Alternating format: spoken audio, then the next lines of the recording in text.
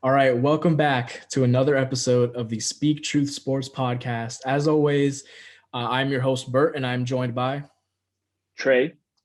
and we're here to discuss the weekly sports news for the NBA and NFL. If you're into that type of content, you're in the right kind of place. Please like, share, subscribe, help us grow. It just helps us deliver a better product to you all, and it helps us get bigger. We'd really appreciate that. And if you're listening on any type of podcasting app, please follow, share, and leave a 5-star review on Apple Podcasts if you can. And let's just get right into it. Let's go ahead. You can find us anywhere on most social medias at Speak Truth Sports. So let's just hop in and kick it off with the NFL because we got some big news today. The day of recording this, J.J. Watt just signed with the Arizona Cardinals. He's on there for a 2-year, $31 million deal. $23 million of which are actually guaranteed money. How do you feel about this, man? I mean, for me, I did not see this coming. I think this was the least expected one. I think I was on social media, I want to say Instagram, a couple of days ago, and they were saying that J.J. Watt was considering signing with the Buffalo Bills. And I was like, that's cool, pretty standard. And, one of the teams that were kind of in the mix of that. But to see him just kind to jump in this direction was, for me, it was definitely shocking and out of the blue. And that was kind of funny. D Hop did post a picture a couple weeks ago of him and JJ Watt in Cardinals uniforms. And let's finish what we started. The Photoshop made me laugh. I think recently, Chandler Jones was talking to JJ Watt about he'll be his personal chef if he comes to Arizona and stuff like that.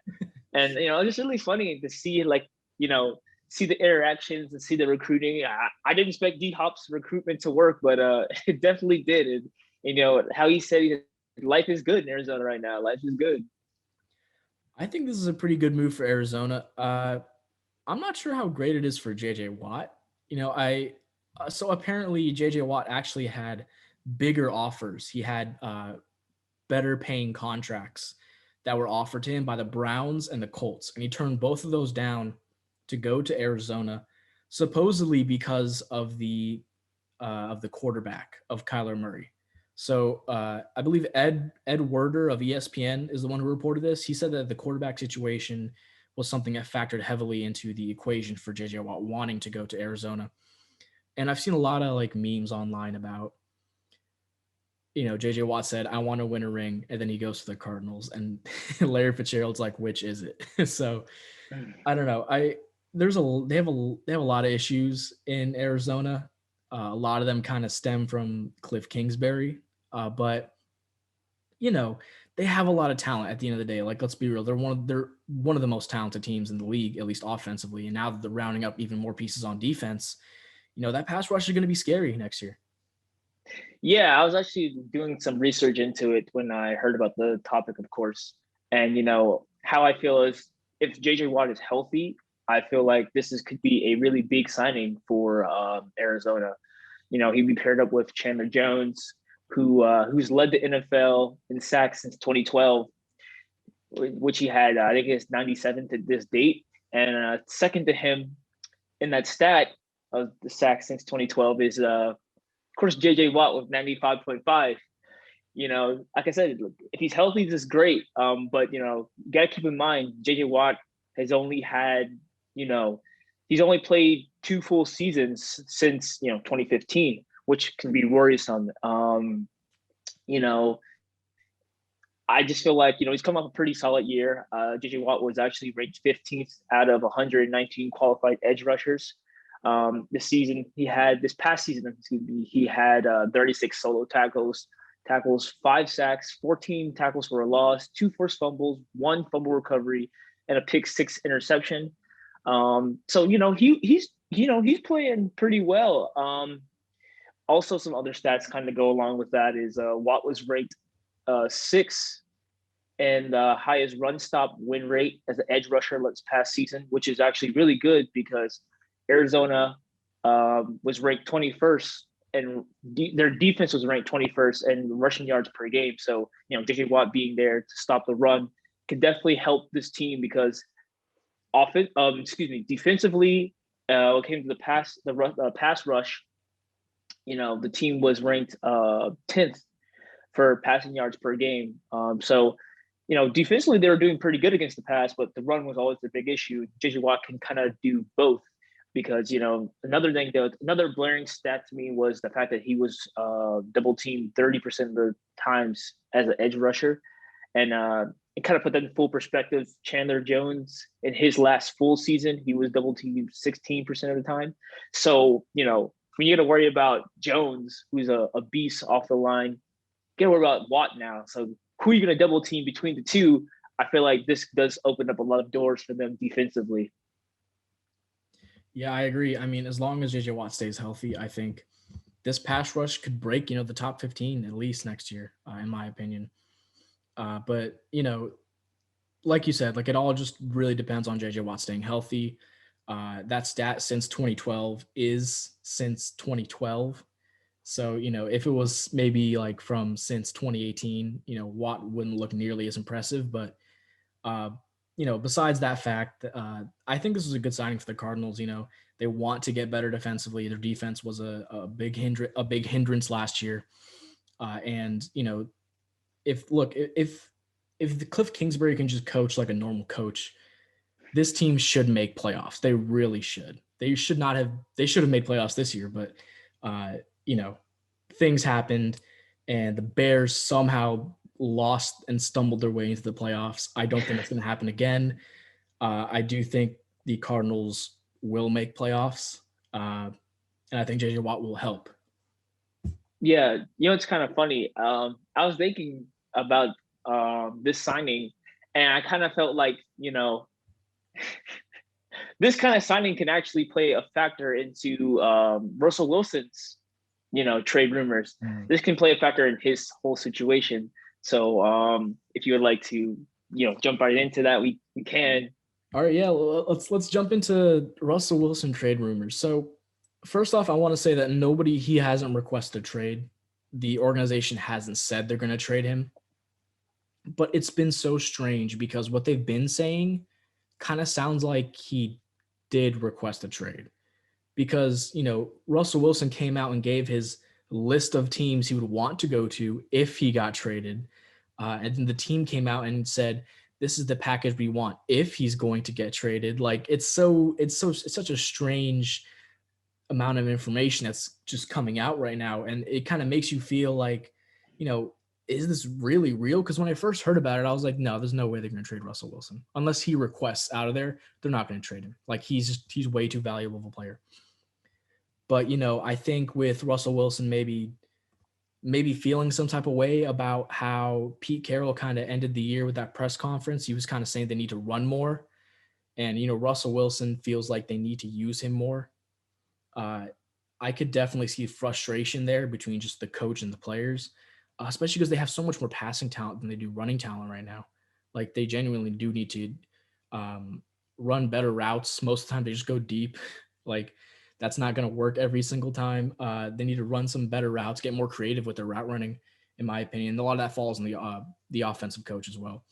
But I didn't buy it until Russell Wilson came out and said, if I did get traded, I would like to be traded to, I believe he said, the Cowboys, the Bears, the Raiders, or the Saints. Like, that's not a good sign. Like, if you're pretty like content with your player and they haven't requested a trade, for them to come out and say, if I got traded, I would like to go here, it's just not a good look. It really isn't. Yeah, I mean, I agree. I mean, that's really bad for it really looks bad on both their parts, more so the franchise's part. But I was looking at some other things as well that he said. He did come outright and say he's pretty much frustrated with taking a lot of hits. His camp also went on to say that he's upset that he was upset with the team's inability to get an offensive line around him, and that's what I was talking about with the JJ Watt thing.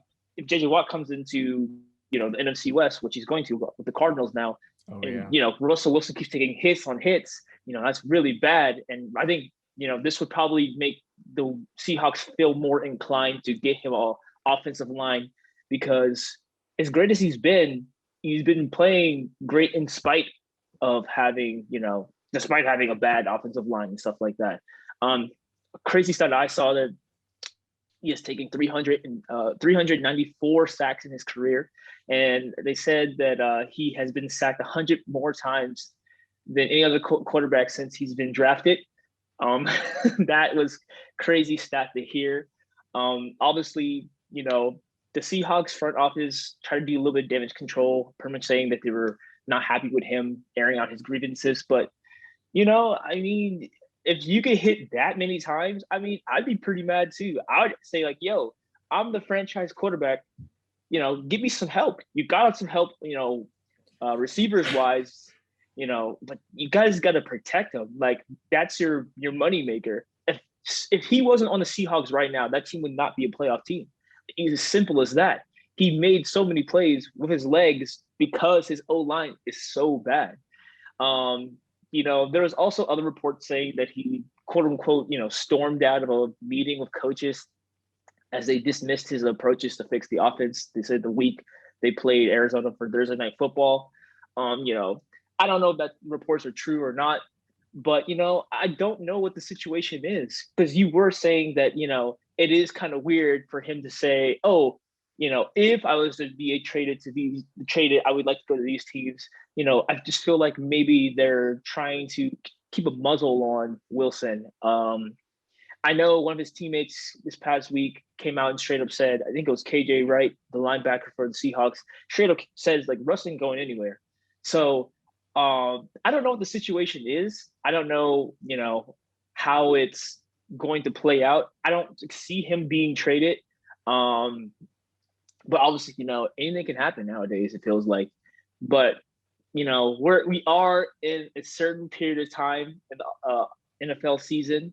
And I like to call this the smoke screen season, right after the postseason, right before the off season. Just a lot of things are being said, a lot of rumors, just a lot of smoke, but no fire, because I was also seeing some other things about there's teams having, Zach Wilson higher than Trevor Lawrence on certain QBs coming into the draft or coming on the draft. And obviously, like, Trevor Lawrence is the best quarterback in that draft. To have Zach Wilson over, it's just smokescreen. They're trying to get people nervous, people thinking, and stuff like that. So, how I see this part of the season and this whole, Russell Wilson trade rumor, it's just smoke, all a bunch of smoke. So, I don't see much coming from it, but it is very interesting to see the progression and the things being reported. Because to have, if it's like just in a reporter, I understand like, oh, you're just saying things, but to have Adam Schefter kind of be the guy saying all these things, that dude holds a lot of power.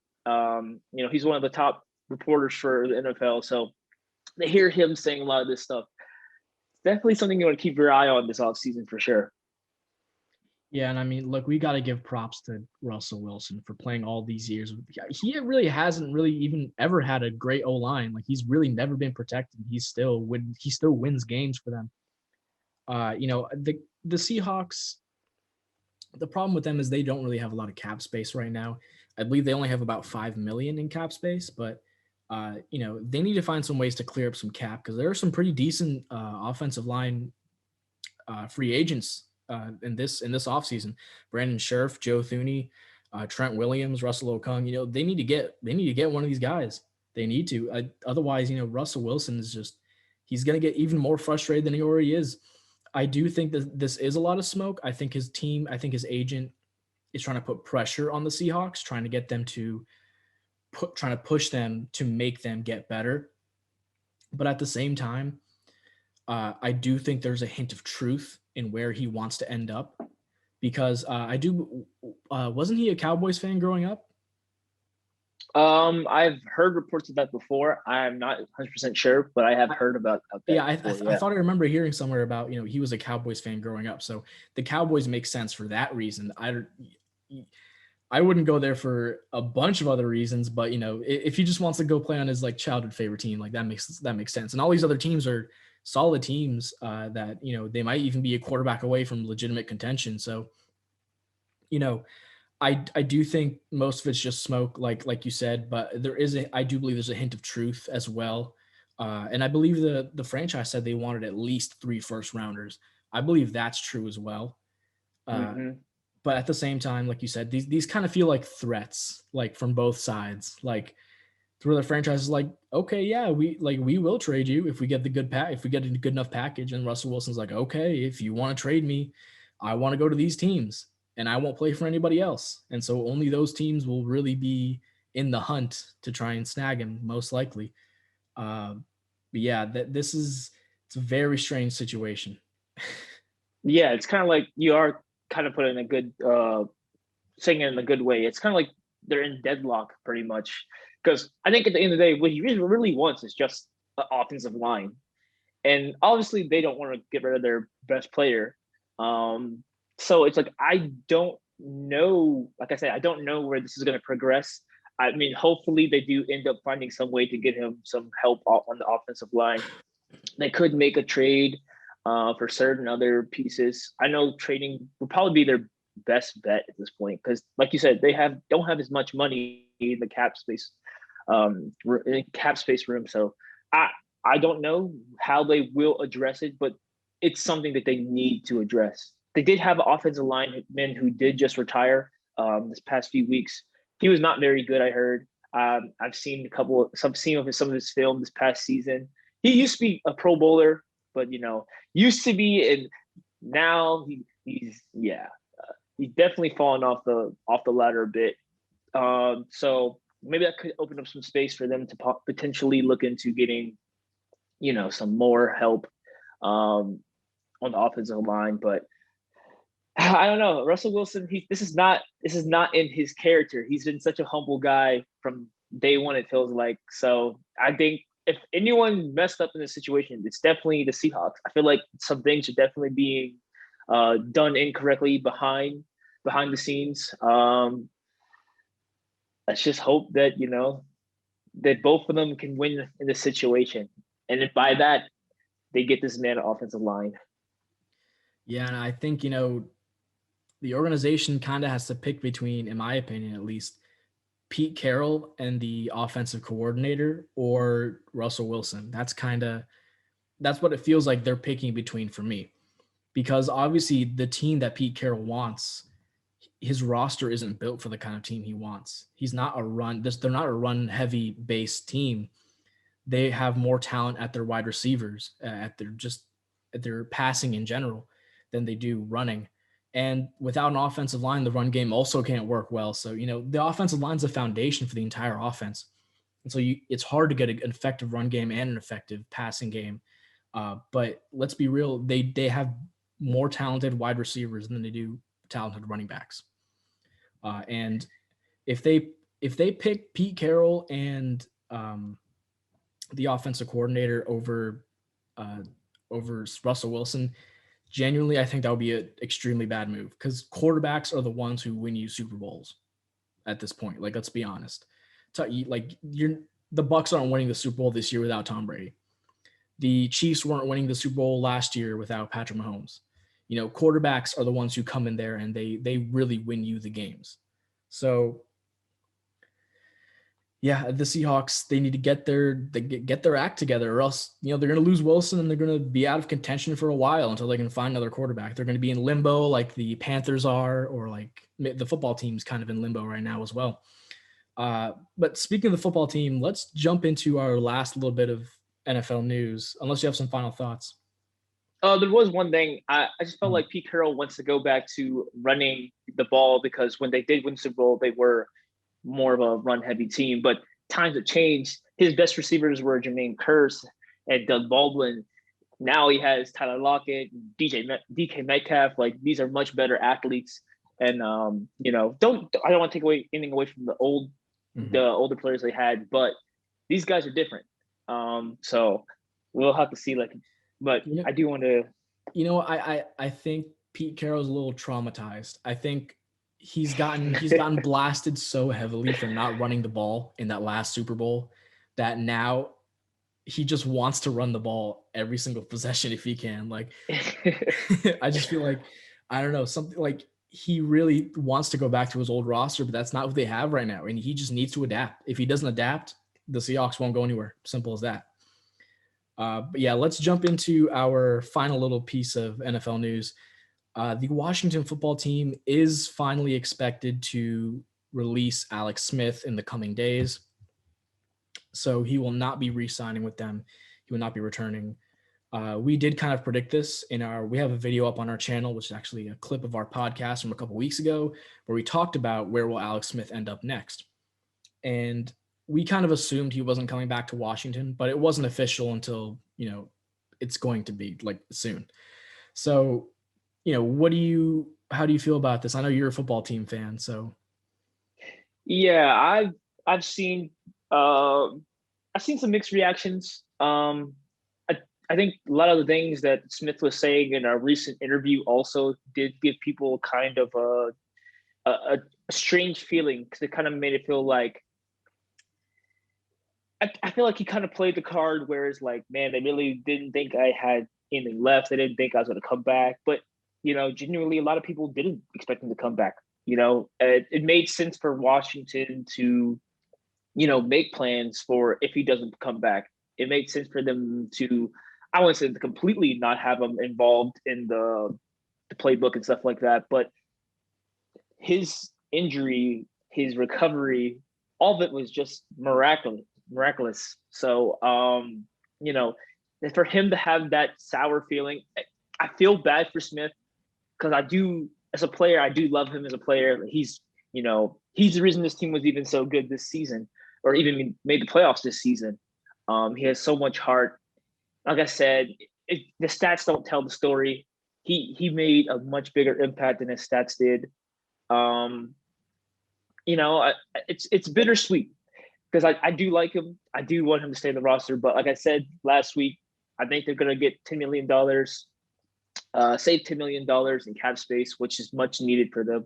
The team needs to go to different. I actually believe it's 15 million, isn't it? I heard range from 10 to 15. Okay. So I wouldn't be surprised if it's either one of those numbers. But the fact is, it's 10 million plus. Yeah. And that's pretty much, that can get Allen Robinson. You know what I'm saying? Like, that can get a pretty good player. Curtis Samuel, somebody, a receiver. That's Brandon Scherff re-sign money right there. That is very true as well. So a lot of money could go to different things. I know Smith feels a certain way about it. As a fan, I feel a certain way about it as well. But, at the end of the day, it's business. They had to do what's best for business. This was the right move from Washington's standpoint. Yeah, from a logistical sense, I mean, Alex Smith kind of has to see why they were cautious on even playing him. Because look, at the end of the day, this was a life-threatening injury, and they don't want to put his life on the line again, even if he's ready to. The team was hesitant to play him in general, just because they didn't want to risk another injury, because that would not only look bad on them, but it would be horrible to Alex Smith, who just would come back just to get injured again, which would suck. So, his story is obviously amazing. We've talked about it a lot of times, and he's a great guy.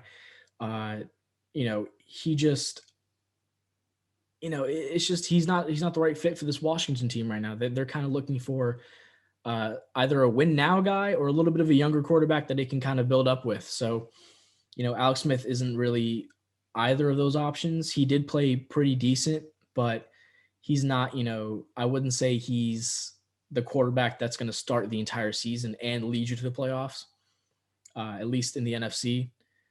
But, another team he could, if he wants to really go fight for minutes, the Bears, I'm sure the Bears are looking for some dudes. I'm sure they're not completely sold on Trubisky either, or Nick Foles. So yeah, they're, that's a place he go to fight for minutes. We talked a lot about where he could go as well on a clip on our podcast, or a clip of our podcast on our channel. So go ahead and pull that up if you want to figure out where Alex Smith might be going next. Speak Jude Sports on YouTube. And with that, unless you have any final thoughts, I think we should just jump into the NBA news. Let's go right ahead. All right. So the Hawks coach, Lloyd Pierce, just got fired after his 14-20 start with the Atlanta Hawks. and he's been replaced by Nate McMillan, who is an assistant coach there, and now he's been upgraded to head coach. So, what do you think about this? Should he have been fired? Should they have given him more time? What do you Um, think about this? you know, I didn't really know much about Lloyd Pierce, to be honest. I always forgot who the head coach of the Hawks was. I'm not a big Hawks fan. I don't really know much. Like I said, I don't really know much about Lloyd Pierce in general, but I did see that he had a 63 and 120 record. Um, Not very good. I know their team is rebuilding. It's fairly young, but the team doesn't play defense. Doesn't seem like he even tried to preach defense whatsoever. I try to maybe give him a chance. Like we were talking about in I think our first podcast, how we saw the Hawks could be a potential playoff team. They're 11th currently in the East. They're pretty mediocre, and they had a lot higher expectations coming into the season just for them to kind of play so poorly. They signed Rondo, of course. They signed Gallinari. I think Bogan Bogdanovic. Is that Bogan? Bogdan. Bogdan. My Mhm. apologies. Get the mix them all the time. Bogdanovic. And I think they also signed Chris Dunn. But they really haven't seen that team really play the way they should. Those are a lot of good and key players. Rondo can play defense. Chris Dunn brings defense, and the team still struggles defensively. I know they haven't really played the most minutes also as well, but because a lot of injuries and a lot of other things going on. But the team has been, underachieving tremendously. Even John Collins has been underachieving, and that's someone that kind of expects for him to step up. He wants a max contract coming into the this upcoming off season, and I haven't seen enough from him. I don't feel like the coach was really pushing them to do enough. Lloyd Pierce, I don't know his track record prior to being a head coach, to the Hawks, but just based off what I've seen, I feel like Nate McMillan can definitely do a better job because I actually do know his track record. As a head coach of the Pacers, he never had a losing season. Yes, they did lose in the first round every playoffs, which that's because the team never really, in my opinion, had that star player to really push them over the edge in the situations they were in and the teams they did play. But Nate McMillan, I feel like this is definitely an upgrade for the Hawks, and I feel like he can definitely push them and teach them. Because this is a young group of players. Teaching is very important. I don't feel like Lloyd Pierce was the best teacher as I've seen, from these past few games and past few weeks. So everyone kind of expected the Pacers to kind of lose relevancy after they lost, PG years ago. But Nate McMillan, I feel like him as a coach, he kept that team afloat, and I feel like for the Hawks, dismissing him was probably the best thing to do. Dismissing Pierce was probably the best thing they can do. And I feel like this could possibly push them into a playoff spot because this they have the roster to be at least a playoff team in the East. They have the roster. I'll say it. I'm not like I said. I'm not a big Trae Young fan. I'm not a big Hawks fan in general. But to see the talent they have on that roster and to see their record, it doesn't. It you gotta make it make sense. Like I feel like Nate McMillan can make it make sense, and that's why I understand why they released Pierce. I think this was possibly the best thing they can do in their situation. I'm kind of on the other side in this one. I don't think this is particularly a needle moving move. I don't think this makes them that much better. I don't think it makes them that much worse either. But Lloyd Pierce, I just feel like he was fired a little preemptively. It's still pretty early into the season. I mean, we're almost kind of halfway through, but even at the 11th spot, they're only a few games back from making the playoffs. Like it's pretty tight in the East from about, I believe, the 4 seed down. It's pretty tight. It's a tight race in the East. So they very well could reasonably make playoffs. I agree with you. The roster should be good enough to make playoffs, as we both predicted. But I do want to speak on Lloyd Pierce's record a little bit that you talked about. he was on the Sixers from 2013 to 2018, and that team was horrendous. Like they had horrible rosters every year. They were probably the worst team in the league almost every single year. And then he got hired by the Hawks in 2018, and he's been on the Hawks for 3 years. And I just feel like this was a little preemptive. And I do want to bring up something that Coach Popovich actually said, because he spoke on Lloyd Pierce getting fired, because they're actually friends. They've worked together before. And he says that, quote, he's just a really knowledgeable guy, a people person, very mature. A sad day to have somebody lose a job like that. Now, we all know it's a volatile environment and that type of thing, but you don't want to miss on people like him. It's like missing on a really good player in the draft or evaluating someone wrongly. He's the kind of guy you can build a culture around, but there's got to be leadership enough that understands it takes time and continuity is important. And that is not always available in our league as far as management and ownership are concerned. A little bit more understanding about how a program gets built for success over the long run would have served this situation well. And honestly, he said it perfectly. The Hawks organization is so strangely, they're hell bent on winning this year. They want to win this year and keep winning, but they don't know how to build it. Because you kind of have to build that culture. You can't assemble a roster overnight unless they're full of all stars, you know. And there are some very good pieces on this team, but the best defenders are DeAndre Hunter, Cam Reddish, and Clint Capella so far on the team. Rondo's also a solid defender. Chris Dunn's also a solid defender, but everybody else is very bad on defense. Danilo Gallinari doesn't play defense. Trae Young plays. He might as well be playing for the other team when he's on defense. And John Collins is not a very good defender either. A lot of his mistakes are cleaned up by Clint Capella. And just in general, John Collins and Trae Young kind of don't really mesh together. Their play styles, they don't really mesh together, in my opinion, just from what I've seen from the Hawks. I think this is just as much of this roster is basically brand new. Like half of these guys weren't even on this team last year. So I feel like they really should have given him a longer leash. I like that the Hawks are trying to win, but to dump a dude this early when you gave him basically a brand new roster and told him win right now, I feel it's a little unfair.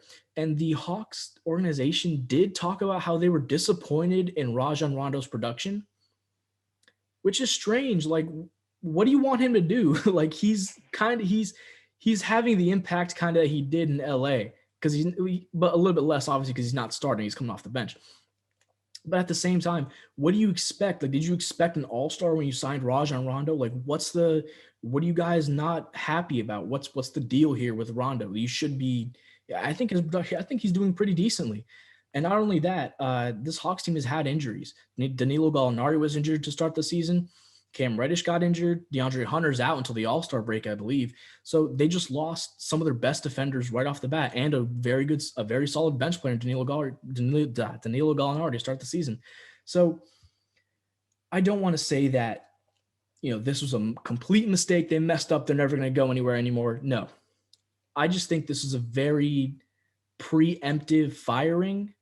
And this kind of reminds me of how the Suns ran their organization before I believe Monty Williams took over, right? Mm-hmm. He's head coach. Before Monty Williams was hired, this kind of feels like how the Suns were, because the Suns were firing coaches every single year. They were just like, you can't do it this year, you're gone. You can't do it this year, you're gone. And they finally decided, you know what? We're going to pick somebody. I believe James Jones became the GM and said, okay, calm down. We have to build this thing. So we're going to pick a coach. We're going to give him trust, and we're going to go with him. And so they did. They picked up Monty Williams. They trusted him. And they started building up, and they had a really good bubble, and they traded for Chris Paul, and now they're looking really, really good. They're looking like a very solid playoff team in the West. So this Hawks team, in my opinion, I believe Greg Popovich is completely 100% right. I mean, they don't seem like they really understand how to build a successful culture, a successful program. It kind of feels like their owner is just saying, you have to win. We need to sell more tickets. Do whatever you can to win. If we're losing, fire anybody involved. We need to win now. And that's not the right attitude if this team wants to go anywhere long term. And I just think that this is kind of a bad omen for the future, kind of a bad sign. Because if they do end up also firing Nate McMillan, if he doesn't live up to their expectations as well, which are for some reason sky high, if he doesn't live up to those expectations as well, and he also gets fired at the end of the season, like, man, would you really want to go work with those guys down in Atlanta? Like, I don't know. As a coach, you gotta take what you can get with the best roster, obviously. And a lot of coaches would probably think they could do better. Some of them probably could, but let's be real. This is a very bad look for their franchise, and it's. I would have never thought that Lloyd Pierce would have gotten fired before Scott Brooks this season. I'm just going to be honest. Uh, look, if the Wizards are sticking with Scott Brooks, it is the final year of his deal, so they're probably just going to let him go. But if the Wizards can hang on to Scott Brooks, you got to give Lloyd Pierce, let him play the season out. Let him play it, because some teams have great runs right after the All-Star break, and they break into the playoffs right there. They didn't even give him the chance for that, and his roster's hurt. I feel like it's a big cop out on the Hawks management to put the blame on Lloyd Pierce. I don't think that was the right decision. I don't think that's going to really fix anything. I don't think it's going to really change much. But we'll see. Nate McMillan might come in and just prove me absolutely wrong. So I could very well be wrong on this, but I think this is kind of a lateral move in my opinion. Yeah, I mean, you made a lot of good points. I can see where you're coming from, and I do agree with some of them to a certain extent. I do agree with the fact that they should have maybe let him, play the rest of the season out, coach the rest of the season out.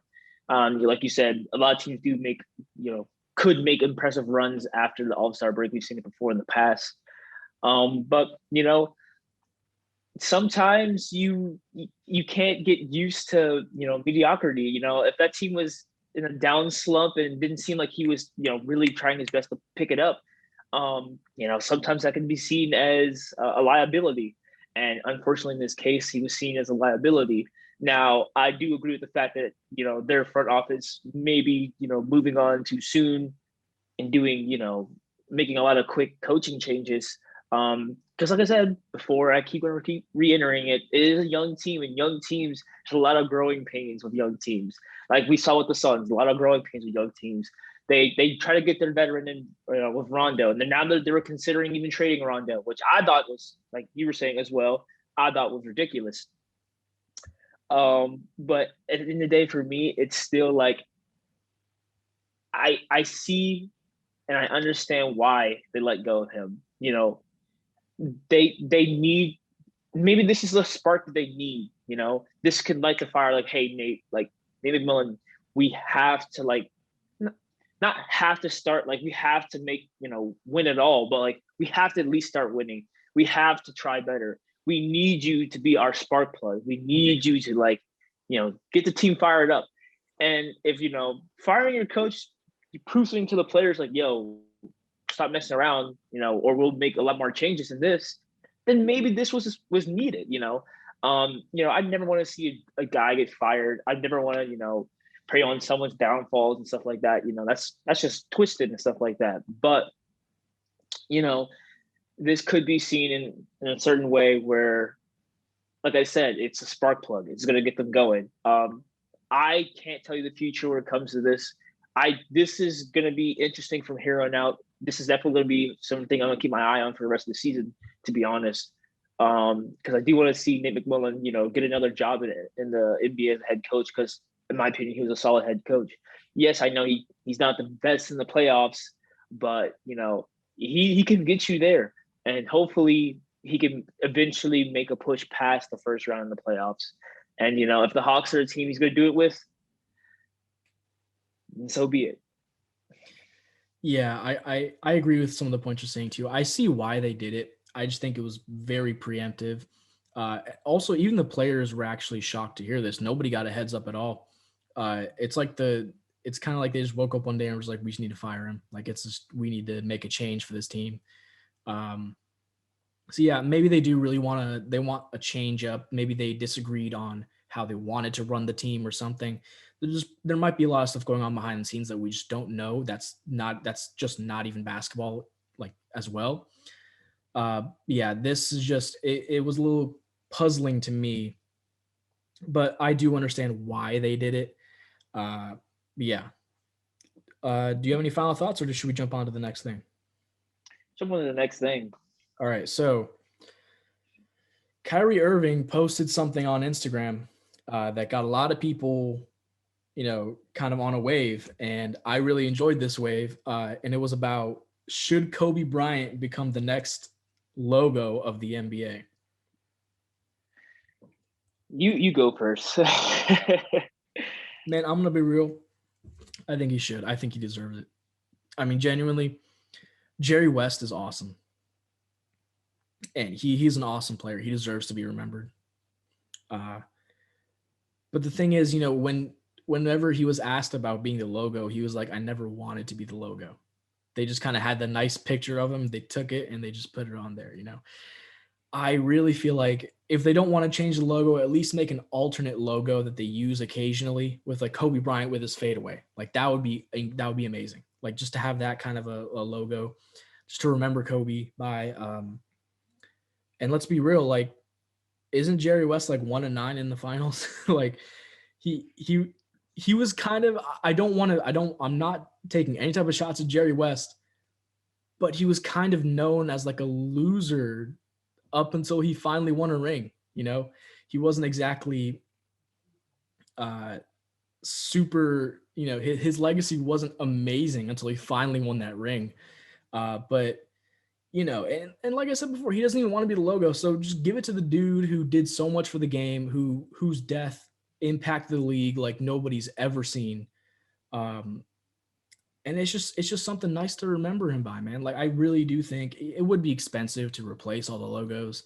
That's why I kind of suggested making an alternate logo. Like some teams have an alternate logo, so the NBA they could sell merch with the Kobe logo, but obviously they'd have to ask his family, see if they're okay with that.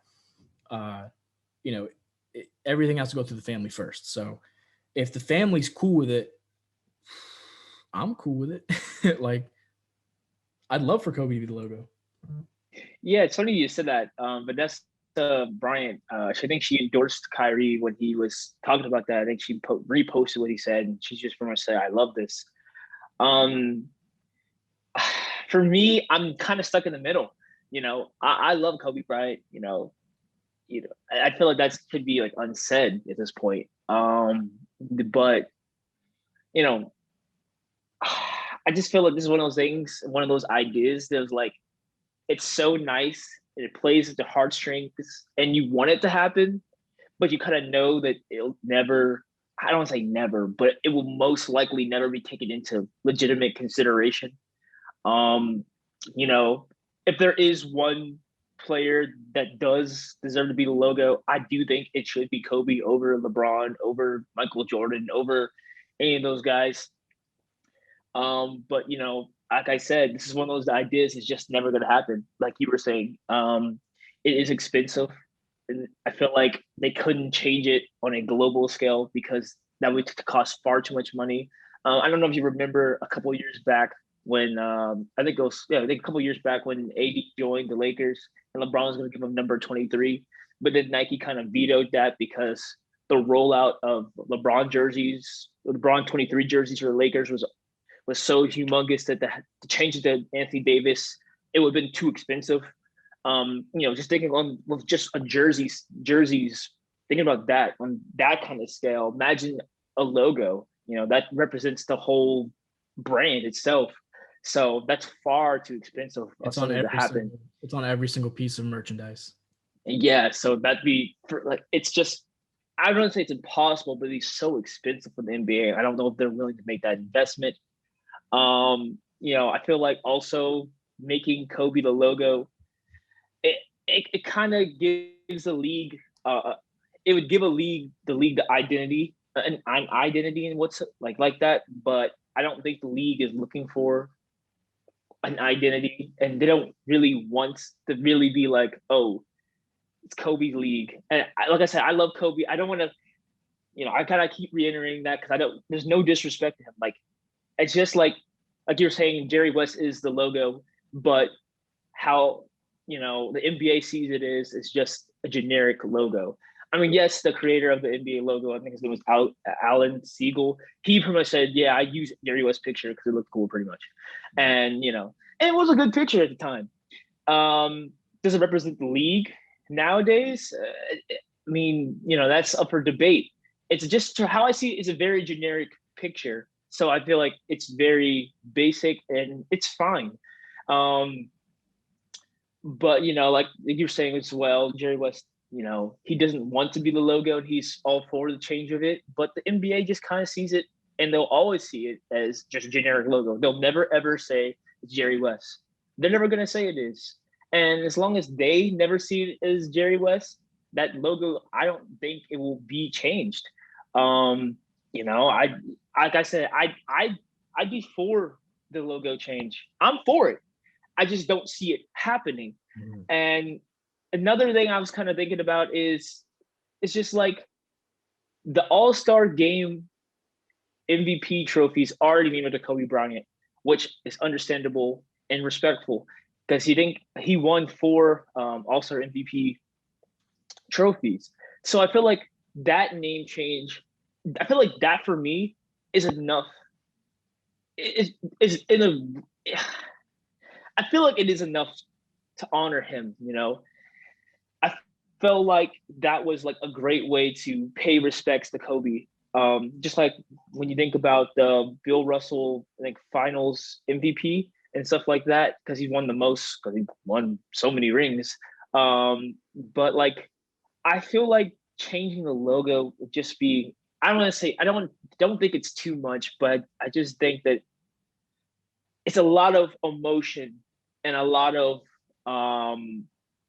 you know empathy going into this thought process. Like because Kyrie, he said Kobe Bryant was his mentor, so this would mean a lot to him. And I understand from his standpoint, but I think when you think about the league standpoint and how they see it, unfortunately, I don't think they will consider something like this. Like I said, I'll keep saying this again. I'm for the idea of changing him. I just don't see that happening. Yeah, that's why I had to bring up the other option of they can make a secondary logo where they sell merch on the side with that, and obviously a portion of the proceeds would go to Vanessa Bryant. If they do model it after Kobe, it would have to go to Vanessa Bryant.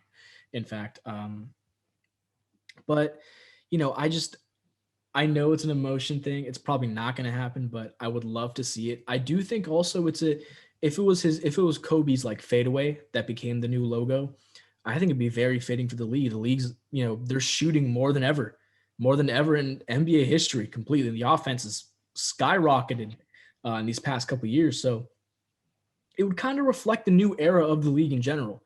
Just that it's going from more of a ground to pound game to let's see who can shoot the best. It's kind of a shootout now. So, I think that could be a good kind of reason to switch it to that. But you're right. Like I don't really see it happening. I just really want it to happen. Um, yeah. Yeah, yeah. And that was one other thing I noticed about this debate. I've seen this on multiple platforms and so forth. And every time I felt like they kind of brought up Kobe, they always felt like to bring up Michael Jordan. They brought up LeBron. There was always some kind of debate, and for some reason, they would always make it some weird goat debate.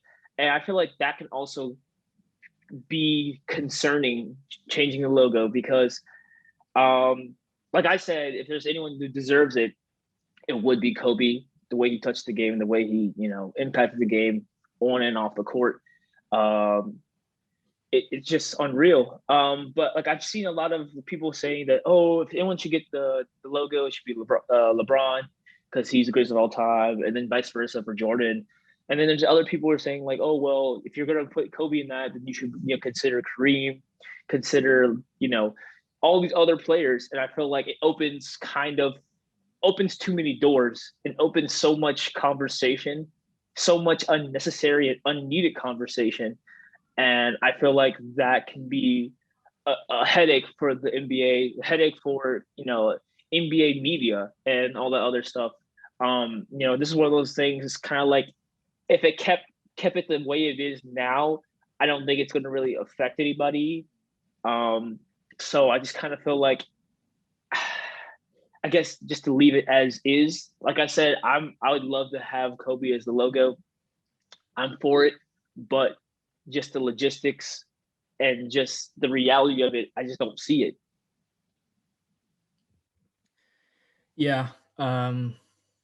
I would love to. I can't disagree with anything you've said. I would love to see it. It's probably not realistic, but if enough players push for it, hey, you never know. The players have a lot of power in the NBA. That's one of the leagues where it actually almost feels even between the owners and the players, like the power dynamic at least. Uh, so I do think if enough players push for it, maybe it could happen as a secondary logo. That's probably the most realistic option. But yeah, why don't we go ahead and jump to the next topic, which is all-star snubs. So the reserves got picked, I believe, by the time we recorded our last podcast. Now, the reserves were announced, and they are, at least in the East, Jaylen Brown, James Harden, Zach LaVine, Julius Randle, Ben Simmons, Jason Tatum, Nikola Vucevic. And in the West, it's Anthony Davis, Paul George, Rudy Gobert, Damian Lillard, Donovan Mitchell, Chris Paul, and Zion Williamson. Now, I don't really have a problem with many of the people here. I think Ben Simmons, I don't think, in my opinion, he really should have made it over one of the snubs I had, which was Domantas Sabonis. But Sabonis did get in eventually. He was the replacement for Kevin Durant, who's out throughout the All-Star break. He's going to be out through the All-Star break. And I do believe, speaking of injuries, Siakam was also actually injured through the All-Star break, so that's going to be a big hit for the Raptors. But yeah, Devin Booker also got in because Anthony Davis is going to be out through the All-Star break.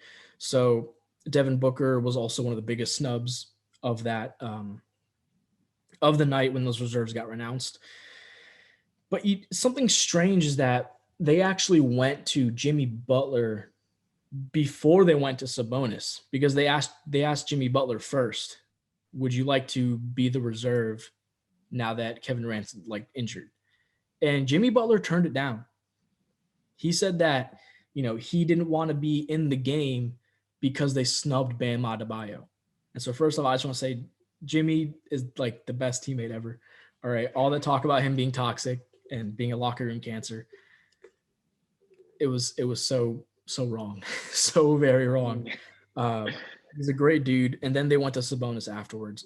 And also no respect to Jimmy Butler, or no disrespect to Jimmy Butler, but just based off the production from the season start to the NBA All-Star game, he didn't have as good of a resume as other guys. He was out with COVID, he was injured, so he has a reason for it. It's not like he just became bad. He had COVID, he had injuries. But I feel like I would have rather had Sabonis in as the first choice anyways over Jimmy Butler. But yeah, I have a list of some snubs. You want me to go off on my list? You can go ahead. All right. I got Bam Adebayo as a snub in the East. Trae Young, which I know a lot of people were saying is a snub. Tobias Harris, I think he's had a fantastic season. Jean Morant, Brandon Ingram, Christian Wood. I threw Colin Sexton on here. I think he's been doing really, really good this season. And Shai Gilgeous-Alexander, I threw him on there as well. And there is one other person I want to talk about who a lot of people are saying he's a snub. I heavily disagree. I really don't think he's a snub at all. I think that he shouldn't have made it over anybody in the West. But before we get into that, let's hear your list. Let me hear your list. Mine was pretty similar to yours. Just I said Chris Middleton. I said Jimmy Butler. Obviously, Bam Adebayo. This happens every time. One of us forgets Chris Middleton. It just happens. You're right. Actually, you know what? Ben Simmons really should not have made it over Chris Middleton, in my opinion. Ben Simmons is a fantastic defender. He's amazing on defense. On offense, he's been pretty solid, but let's be real, his numbers just aren't up to par with what Chris Middleton is putting up. He is the one seed out east, so I see why they gave it to him. They're rewarding him for that. the coaches do like to reward winning, even though they're a little bit inconsistent in who they perceive as winning. But we'll get into that at another into that later. But dude, I mean, Chris, we talked about it last podcast, a couple podcasts ago, I believe, when we were picking our reserves. You forgot about Middleton, and now I'm I forgetting about sure did. Middleton. He's such a quiet, he's a very quiet, strong presence. I mean, he's shooting 50, 40, 90 right now. So, I do think Chris Middleton should have gotten in over Ben Simmons, but I'm not mad that Ben Simmons is in. At the end of the day, he is one of the best defenders. So Well, listen, I didn't think Nikola Vucevic should have been in there either, but I was not. I was so shocked when I saw him in there because the Magic and him. I mean, he's playing well on the Magic, but it's like I would have Sabonis over him for sure. Last few people I have on there, I'm kind of intrigued because you did say that the person that you didn't think should be even considered a snub is in the West. I have two more West people here. Mike Conley, DeMar DeRozan. I felt like, for me personally, I felt like Jeremy Grant or Shai Gilgeous-Alexander were also snubs. Because Jeremy Grant has been playing very well.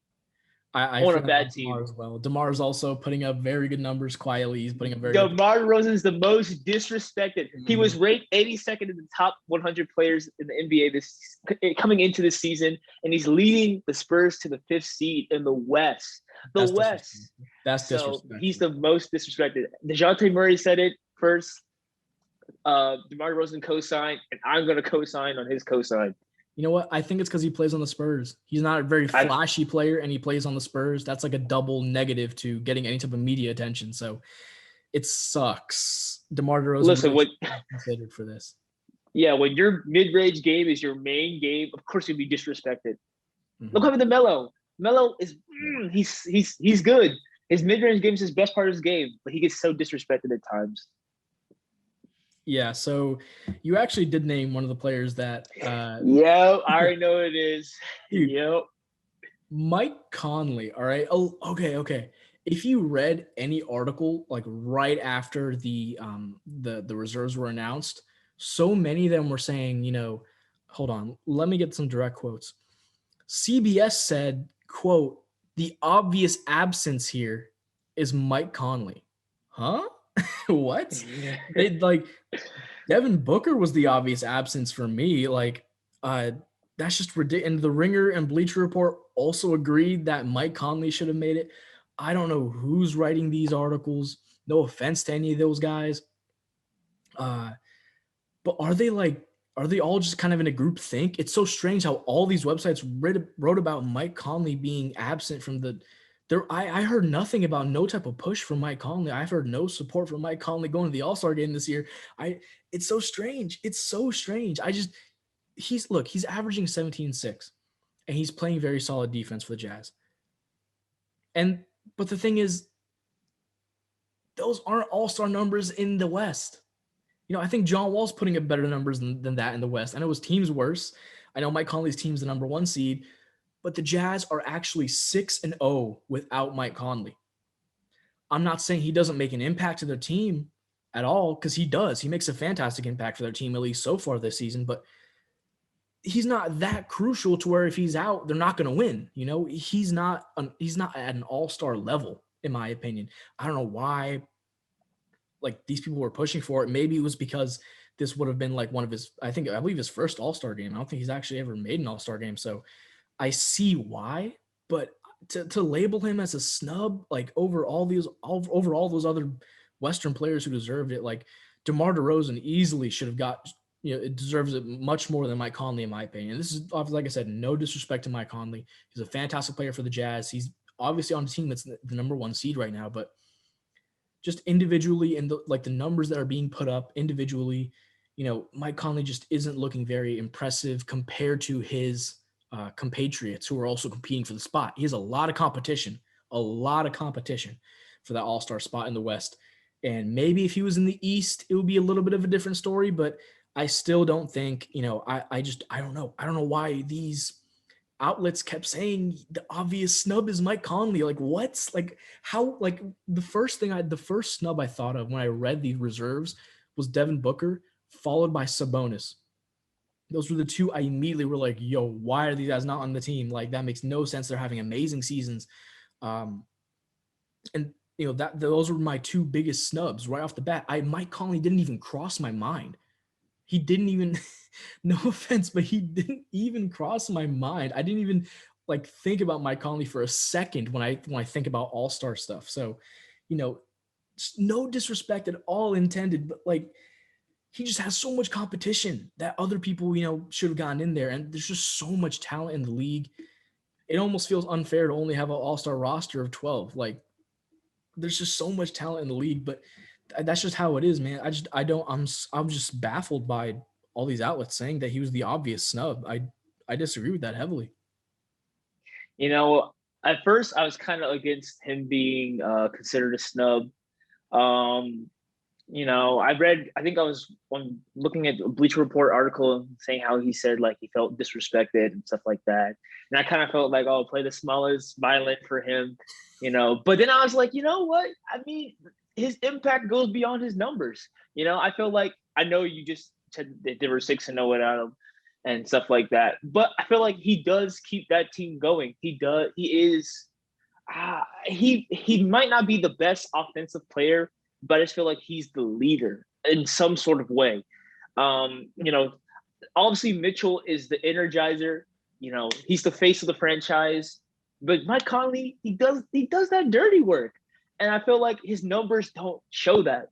He is the efficient player, and you know what? I feel like based on that, he could have been an all-star, in my opinion. He deserved to be an all-star in previous years and been snubbed.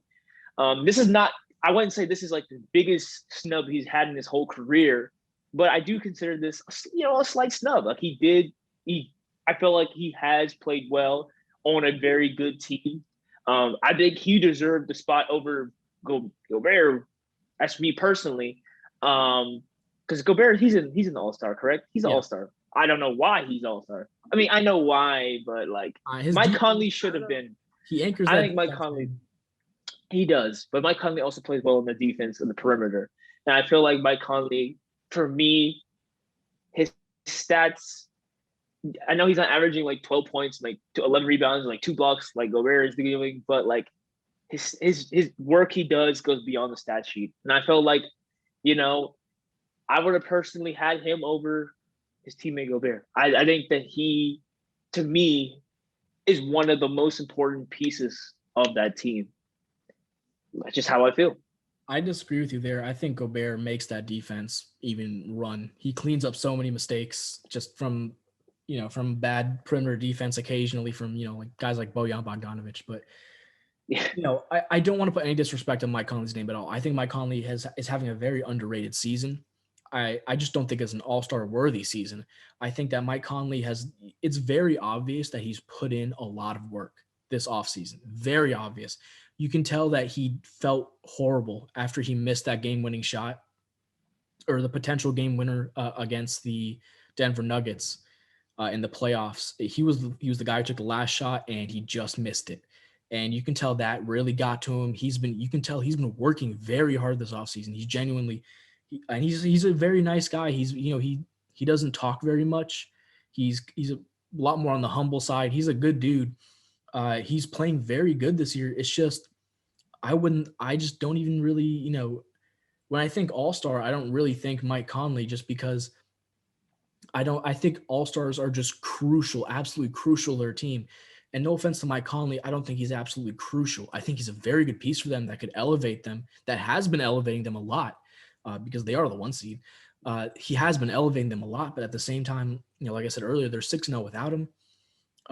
And Mike Conley's not crucial for that system to run. I think Rudy Gobert is crucial, and I think Donovan Mitchell is crucial. One of them gives you basically almost all the defense, and one of them gives you basically almost all the offense. So, I think those are the two most crucial components. And that's kind of my view of who an all-star should be is like either – if they're having a very, very incredible season, even if they're not crucial to their team, sure, you can slide them in there. But if they're not having an absolutely insane season, they have to be crucial to their team to make it in. That's how I kind of view an all-star. Like if you take that person off the team, that team's sinking down to the lottery or something, or they're just not going to be as good. They might fall a few spots. Like Chris Middleton. If Chris Middleton wasn't on the Bucks, I genuinely think they'd probably be around the 7 or 8 seed right now. Just and I just think it's strange that Trae Young. I don't think it's strange that Trae Young got snubbed. I know why. The coaches are being a little petty here because they just don't like his play style. And I know you don't like his play style either. So you could probably relate to the coaches on this one. But, he's putting up incredible stats this year. I mean, I do think he deserved a spot or maybe even the replacement. It's very subjective. But at the time, the Hawks were actually in the playoff hunt when these reserves were announced. So it is kind of strange that Trae Young wasn't that Jimmy Butler and Domantas Sabonis got offered spots before Trae Young. Even though personally I would put Sabonis above Trae Young, I think Trae Young, he's having just as good of a season, just from a different position. That's kind of my thoughts on that. I mean, for me, Mike Conley, I think pretty sure he leads the Jazz in assists. I feel like he helps facilitate that offense. But I will agree that Mitchell, like I said earlier as well, Mitchell is the main offensive guy. And I understand that. And like you were saying, and you have made the point of, Gobert being the main defensive guy. I feel like for me, how I see it, Conley's kind of the glue. He kind of does both. He does well and he keeps the team together. That's why I kind of felt like, he could have definitely slid in there. The 1 seed. I mean, we saw back years ago when the Hawks had 4, all-stars, and some of them were not deserving. Kyle Korver, in particular, was not deserving, and he was like scoring 11 points per game, and he made the all-star team. But they were the 1 seed. So, I feel like, and I'm pretty sure Quinn Snyder's the coach. So he could have definitely said something to at least try to get Conley in there, but might have been biased if he did, to be honest. Because like you said, there's a lot of great players in the West. I can see why he got snubbed, but I would have loved to see Michael Alex Conley Jr. in there, but it's okay. It's okay. Yeah, I'm rooting for him next year. Now that this has been brought to my attention now, so I hope he gets in next year. I'm gonna be rooting for him. Let's jump to something it's going to be very just something that I feel like everybody's a little peeved off about. So the NBA refs have been horrendous this season. And I'm not just talking about in terms of calls. They have been horrendous in terms of calls as well. But a lot of it has to do with just their attitude and it seems like lack of proper training, in my opinion, genuinely the lack of proper training. And their laissez-faire style of throwing texts every single time that a player does anything at that point. Like, okay, I was watching the JJ Redick podcast, and he explained what happened when he got ejected. And his only reasoning for like why he thinks he got ejected is because he spun the ball a little bit too hard at the ref. Like, that's horrible. Like, he literally got tossed for giving the ref the ball to start the next play. Like, how do you toss somebody? That's ridiculous. That's ridiculous. Like, it's horrendous. They threw out Draymond. They ejected him for yelling at his own teammate. What? That's ridiculous. And just their calls are so inconsistent between referee crews. I feel like a lot of the new refs they've brought in just haven't been good. I feel like they need more training in a sense, because a lot of the calls that they call are, they should actually be fouls on the other person. So let me try and explain this. So I think almost everybody saw that Steph Curry highlight where, they asked, is this an offensive foul or a defensive foul? And it was Steph Curry at the line. The defender was standing straight up with his hands up, not moving. Steph Curry took a dribble, jumped into him, elbowed him in the face and shot, and they called a foul on the defender. Like, what? That's ridiculous. I think it was Dennis Schroeder? Yeah, it was Dennis Schroeder. Dennis Schroeder. And they challenged the call. which I love challenges, by the way, in the NBA. I really do think that's a fantastic system, and I think they should continue, pushing towards challenges and all that. I do think it's a great system, but they challenged the call and they didn't overturn it. They didn't overturn it when I'm not going to say it was intentional, but he very clearly elbowed him in the face, and by the rules, that should be a flagrant one, just by the rules. And what's so strange is that they do this a lot for Trae Young as well. And you mentioned how you hate it, but It's not how basketball's supposed to be played. You're saying? I agree to an extent. I don't blame the players for this. I blame the refs. The refs are horrendous. They it seems like they don't even know the rules, because back in 2011 there was a rule made against, it was specifically against Dwayne Wade, because he kept doing the exact same thing that's happening right now, where he would initiate contact with a defender and they would call a foul. But he was the one who initiated contact. Let me read the rule to you. The offensive player in possession of the ball is not allowed to jump into contact going up for the layup once a defender is already jumping straight up in the air defending the offensive possession. So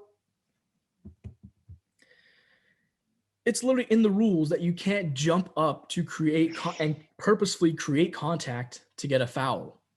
That's in the rules. You can't, and these refs are calling it the other way. Like, they need to really steadily go over this rule book and either make some slight tweaks so that the language is more clear or something. They need to make some, maybe they should change that. I know it says layup here, but they should probably change it to just shot in general, because of how horrendous of just this. It's almost like it's like a pandemic sweeping the basketball world at this point, of players just taking a shot and jumping into someone, creating the contact, sometimes even hitting them in the face, hitting them literally, and they get the foul call. That's ridiculous. It's absolutely ridiculous. These refs either need to be, they need to be either trained better, fired, fined. Something needs to change. Adam Silver needs to change something. Yeah, I couldn't agree with you any more than that. I mean, I was watching some other clips. I think it was Seth Curry. He literally ran up to a player on the Cavs and literally just threw his body into him while going up for the shot, and they called the foul on the defender. I think Luka also did the same thing against the Warriors a couple games back. Just a lot of bad calls, and I feel like this is what the game has become. Because even if you watch any basketball game at this point, it feels like you'll see one of those plays. You'll see a play where someone jumps up and then the other person goes up, jumps into them, kicks their leg out or something like that, and they usually call it against the defensive player. I feel like that is definitely people just kind of cheating the system. They're abusing the call because they know the ref would most likely give it to the offensive player because they don't want the offensive player to get hurt, of course. But I just feel like this is really bad for the game. It changed the game a lot. And it's kind of made it harder for players to even play defense. The pump fake used to be so good, but now it's just like pump fake, person jumps, they jump into the defender, and then they get the foul. And I feel like that's not how it should be played.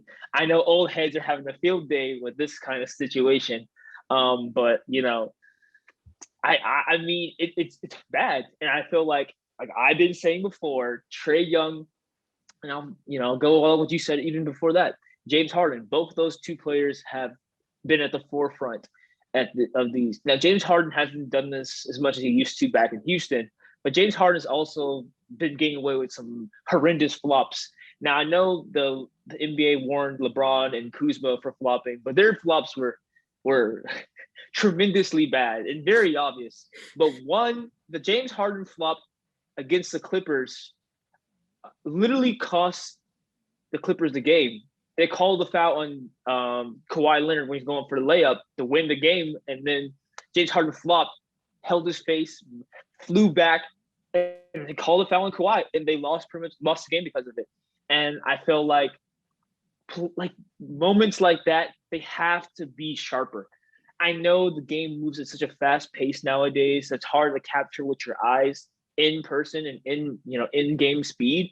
But you have the opportunity to even just look back and review plays and stuff like that. With that option available, a lot of these calls should be, reviewed, overlooked, reversed. I felt like that Kawhi call should have been reversed. It should have been a foul on James Harden, and it wasn't given to them, of course. And I just feel like the refs are probably, in my opinion, from what I've seen with the game, are at an all-time low. And I couldn't agree with you more. They need to go get some retraining or something, because this is literally affecting the game in so many ways. It's costing teams games, like I'm saying. It's literally costing teams games. And, to go on also even with bad ejection calls, I think Draymond was ejected when they were playing the Hornets, I think after the jump ball. And literally that cost the Hornets the game, because Draymond is, people don't want to say it, he's the heart of that team. Not the best player of the team. Obviously, Curry's the best player of the team. And he's kind of, but, I feel like Draymond's the engine that keeps the team going. And the team is much better when Draymond plays. And just to have him kind of booted out, Ari, after Steph went out feeling ill that game, it was just kind of the cherry on top and made sure the Warriors lost. And, they have to get better with these calls. They have to get better with ejection calls. You gotta know when to blow the whistle and when not to. You can't call every single thing a flagrant, or you can't call every single thing, ejection worthy. I don't even know what Draymond said, but he got booted out. And like you said earlier, when he yelled at his teammate, that was a joke. That was a joke, that the fact that he got ejected for that. His own teammate he yelled at to pretty much get back in position and stuff like that. He got ejected for that. It's ridiculous. And I just feel like basketball, it's getting harder to watch. I always love basketball and football. They'll always be, the core of my sports loving heart. But man, the refs are making it very difficult. Yeah, I don't want to be over dramatic and be like they're ruining the game, but they do make games significantly less fun to watch when stuff like that happens. I do also want to say the refs are supposed to be like non-biased and partial. That's what a referee is supposed to be. They're supposed to see a foul and take out the emotion out of it and just say, okay, this player did exactly this. This is against the rules. Obviously, humans can't do that completely. We're all humans. Emotion factors into all of our decisions heavily.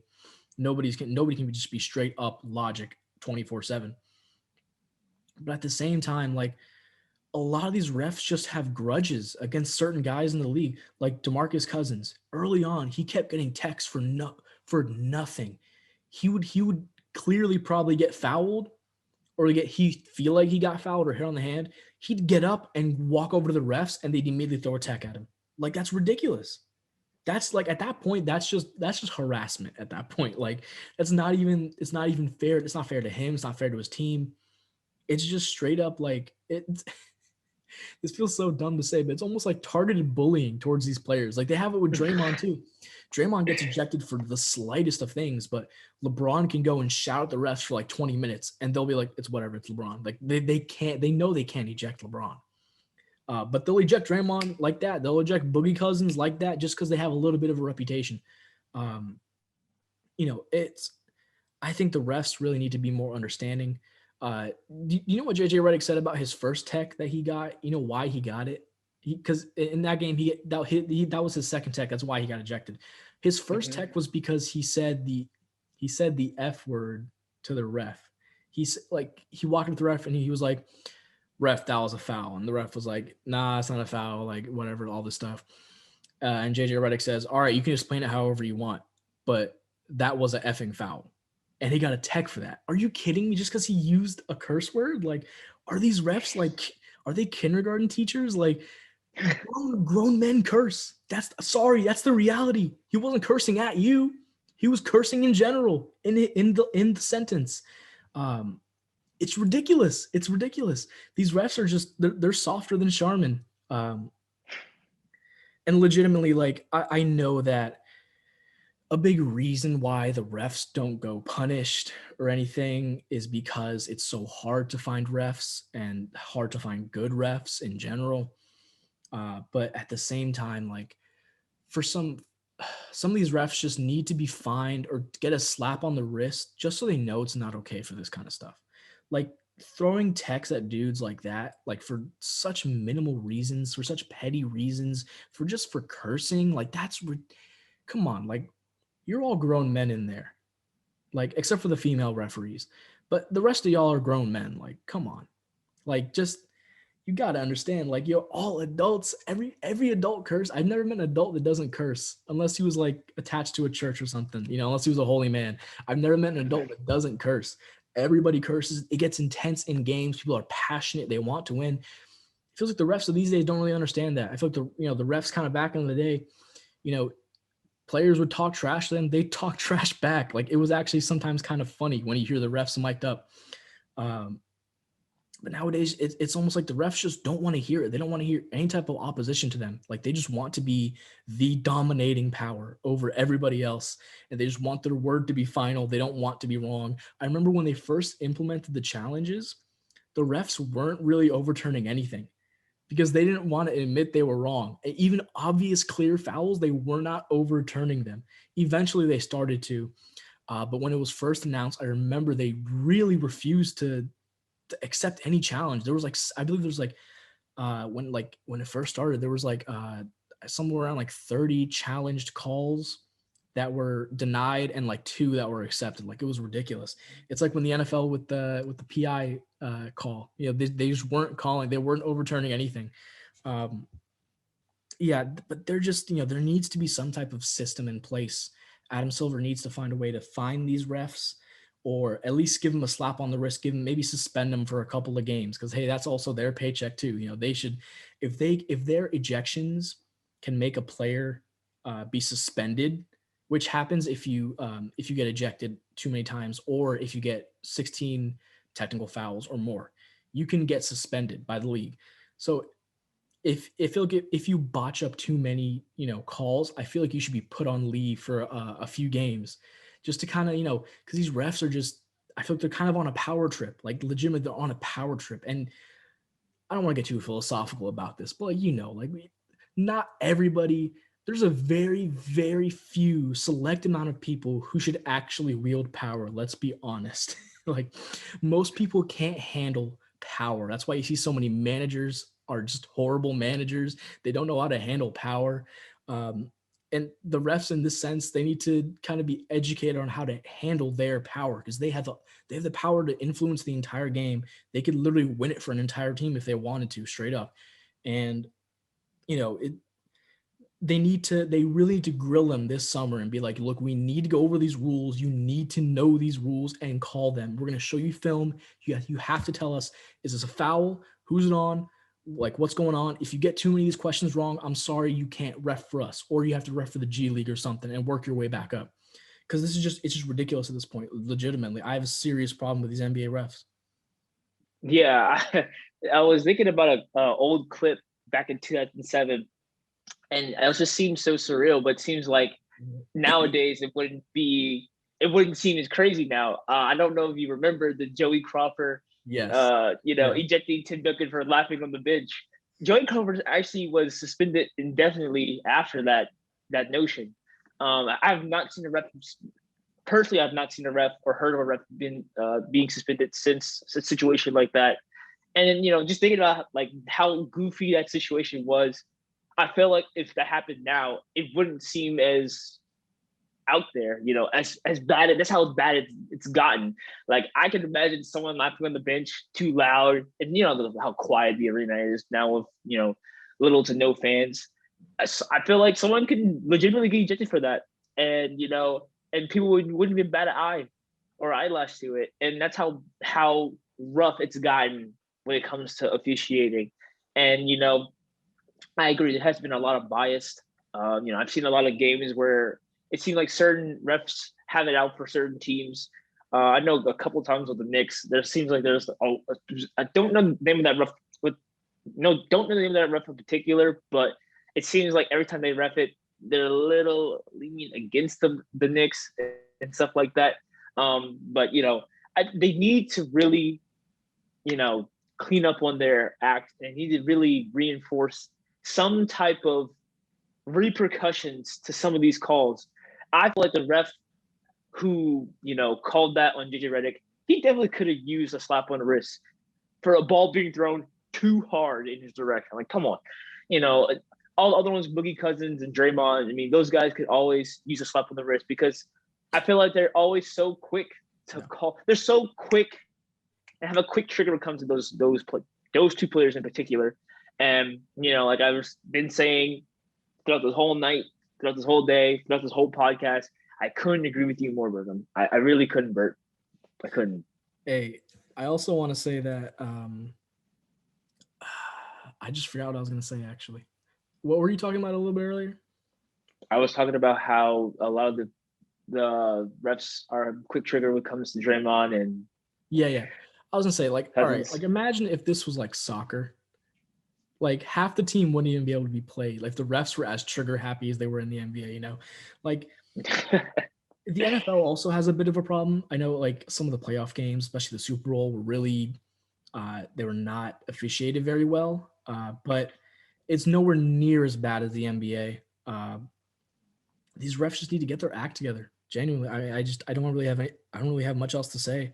I hope the players appeal as many techs as they can because they are fined for every tech. So I believe they really do need to appeal as many techs as they can. JJ Redick, he said on his podcast that he will appeal the second tech. He doesn't really care about the first one, but he will appeal the second tech where he just threw the ball at the ref. And I agree. I think that ref needs to be suspended. But yeah, let's go ahead and jump to our final thing for today, the rookie report. So we did a rookie report card for the for picks 1 through 14, which is the lottery. We did that on the last podcast. So if you want to go listen to that and check that out, go right ahead. Right now, we're just going to jump to a few key rookies that have kind of stood out. That we just think we feel like we want to talk about, and we're going to grade them. So let's kick it off with Cole Anthony. He was drafted 15th overall by the Orlando Magic. I'm going to give him a C+. Yeah, I give him a C. Mm-hmm. For me, coming out of high school and coming out of college, Anthony had a lot of hype going into the NBA and going to the league and all that stuff. People said this guy would be the next great thing or one of the next best things to come from, this class. And, for me, I feel like it hasn't really lived up to the hype. Now, there's a lot of precursors and context to his situation. I'll get onto that in a little bit. For me, as a player, how I've seen him play, defensively, he's not been, doing as well as I thought he could be doing. Offensively, shooting's a little spotty. He's shooting like 37% from the field, and then 32% from three, or nearly 33%. It's a bit rough, but I think it has improved actually might have declined since his first few games. He was coming off the bench his first few games, which was understandable at the time, but this is where kind of context comes in. When Markelle Fultz went down with his injury, it kind of just catapulted him into the lineup, and I don't think he was really settled in just yet. When he was coming off the bench, he seemed a lot more level-headed, and he had a pretty solid plus minus when he was coming off the bench. I think he's a negative plus minus as a starter, but the Magic as a team has not been very good, and I can't put all of this. I feel like that kind of plays into the issues with Anthony. I can't blame it on him. I just think the whole organization as a whole has not been, doing their best to kind of put him in a good position, and I just feel like the team's in a bad position. So, I just feel like the longer he'll play, he will improve. That's why I have him as a C. He's just average. Yeah, going into the draft, I kind of expected I didn't actually expect him to go this high, even though I kind of thought he should have. I think Cole Anthony was really kind of done dirty in UNC. He didn't really have a lot of talent around him. Had to carry that roster a lot of the time, but going to the Magic, it should be a decent situation for him, but there's not as many shooters on the Magic as a guy like Cole Anthony would like. I believe his assist to turnover ratio is about like a 2-1, which isn't the greatest. Actually, not very good at all. But Mm-hmm. I'm someone who does believe that Cole Anthony will get better. I think Cole Anthony's, he's shown enough of a little spark. He's shown enough of a little potential for me to give him a C plus. I do think he has a potential to be a very solid starting quarterback in the league. Obviously, he's more of a scorer than he is a playmaker, but that's not frowned upon nowadays. Nowadays, if you can score any position, yeah, we'll take you. So I give him a C plus for that. Let's jump to Alexei Pokushevsky. I know you probably couldn't read his name. Yeah, I'm gonna call him AP just to save us some time. I'm gonna call him Call him AP for Poku. this Call him segment. Poku. I'll call him Poku. Poku. If you That's his insist, I'll nickname. call him Poku. Yeah, go ahead. All right. All right. What grade do you give Poku? I was a bit harsh for this one. I didn't give him an F, but I was a bit harsh. I give him a D plus. Mm-hmm. Wow. I gave him an F. I believe this is the first F I've ever given out. Look, he was drafted 17th overall by the Thunder. And when you draft a player at 17, you're probably looking for somebody who has a decent amount of potential, but also maybe someone who can help you win games kind of now. Because 17 is that area where you're kind of in the playoffs. So you kind of need that extra push. I'm just going to be honest. I never really thought he should have gone that high. I think he's way too raw of a prospect. I know he did have a great preseason. He was looking really good in the preseason, but at the same time, now he's in the NBA, he's in the big leagues, and he's really not producing. I believe he's averaging 3.3 points on 24% shooting from the field and 18% shooting from three. That is horrendous. That is one of the worst shooting splits in the entire draft. And it doesn't help that he's playing 17 minutes a game. He's not just coming off the bench for 2 or 3 minutes. He's playing 17 minutes a game, and he's shooting 24% from the field. And his defense is pretty decent. He is averaging a block and half a steal, but at the same time, he is so raw, and I don't think he should have been taken this early. A lot of people compared him to Giannis, which I think was a very unfair comparison, because even Giannis in his rookie season was putting up way better numbers than this. Let me just pull up his stats real quick. So Giannis in his rookie season, 2013-2014, he was averaging 24 minutes a game, which is more than Pokushevsky is, but he was shooting 41% from the field, and he shot 34% from three, which is actually his career high, surprisingly.